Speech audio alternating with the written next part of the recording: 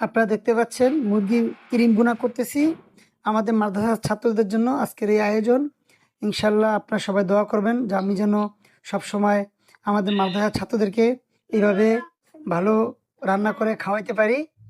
আমাদের মাদ্রাসা আসলে বন্ধ তো, তো যারা আমাদের মাদ্রাসা এতিমশাই আছে তারা মাদ্রাসায় থাকার কারণে তাদের জন্য আমি এই মুরগিটা এনে ভুনা করেছি এবং প্রায় কাছাকাছি হয়ে যাচ্ছে, হয়ে যাবে। আর ৫ মিনিটের মতো সময় লাগবে, সাথে থাকেন।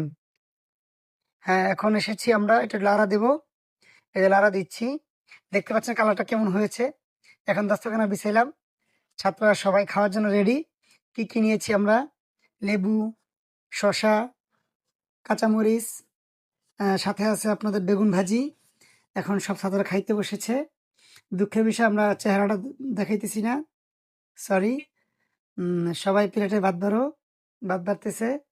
বেগুন ভাজিটা দিয়ে খাওয়াটা জুইছে। ওই যে কোণায় দেখতে পাচ্ছেন একটা এতিম, তার কেউ নাই। হ্যাঁ, এই যে আমরা গোস্ত নিয়ে আসছি। এখন গোস্ত ইনশাল্লাহ খাওয়া শুরু হবে ইনশাল্লাহ। আল্লাহ আপনাদেরকেও খাওয়ার তৌফিক দান করুক। এই যে আমার ছাত্র একটা